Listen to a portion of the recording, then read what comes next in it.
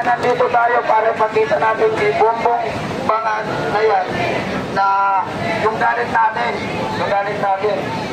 So ngayon, umuulan na, di ba?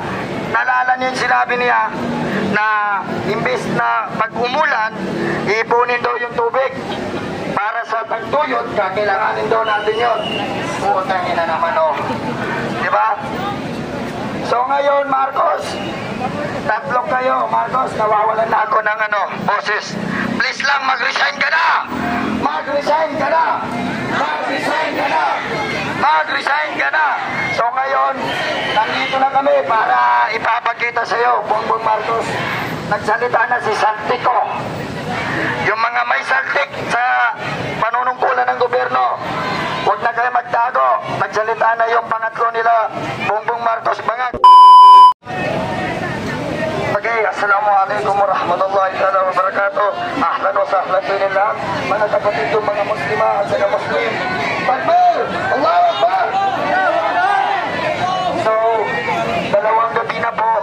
Ito na yung pangalawang araw namin dito. Doon kami sa kabila. Kaya kami po yung nag-aapit ng pagkain para sa lahat ng mga realista.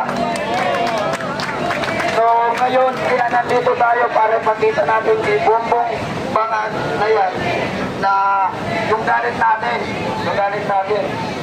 So ngayon, umuulan na, di ba? Nalala niyo yung sinabi niya na imbes na pag umulan, iipunin daw yung tubig para sa tagtuyot, kakailanganin daw natin yun. Putang ina naman, oh. Di ba? So ngayon, Marcos, tatlong kayo. Marcos, nawawalan na ako ng boses. Please lang, mag-resign ka na! Mag-resign ka na! Mag-resign ka na! Mag-resign ka na! So ngayon, nandito na kami para ipapakita sa iyo, Bongbong Marcos. Nagsalita na si Saltico. Yung mga may saltik sa panunungkulan ng gobyerno, huwag na kayo magtago. Nagsalita na yung pangatlo nila, Bongbong Marcos Bangag. Hanggang dito na lamang po. Magandang hapon po sa inyo lahat. Sa lahat ng pumunta dito. Takbir! Allahu Akbar!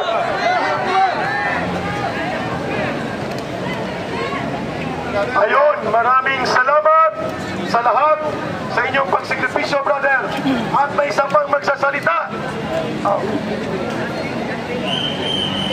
Okay. Habang naglumalapit ang iba pa mga kasama, ang panawagan ng taong bayan ay ating ipaabot sa buong daigdig. Ano po yun? Una, Marcos resign, aristuhin, ikulong sa cell ng 13. Yun muna. Okay. Practice makes perfect. Go! Marcos resign, aristuhin, ikulong sa cell ng 13. Marcos resign, aristuhin, ikulong sa cell ng 13. Marcos resign, aristuhin, ikulong sa cell ng 13. At kung hindi siya alis, ang panawagan sa kanya ng taong bayan, Marcos itutukan ka! Marcos itutukan ka! Marcos itutukan ka! Sumuko ka na! Marcos itutukan ka! Sumuko ka na! Marcos itutukan ka! Sumuko ka na! Marcos itutukan ka na! Sumuko ka na! Para natatakot na kayo magsalita ng word na tukhan. Bakit pa pong tukhan sa tukpan? Tukhan lang, tukhan.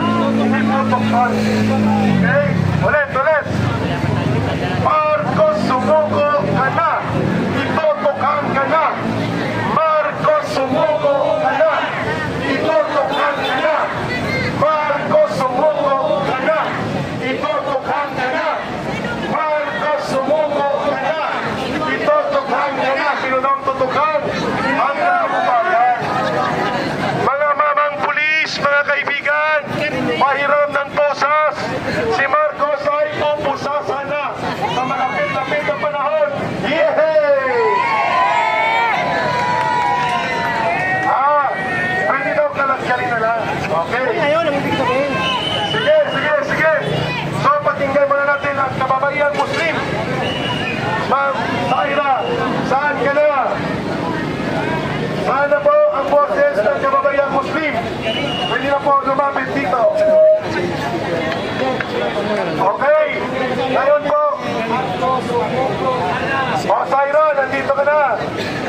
Yes.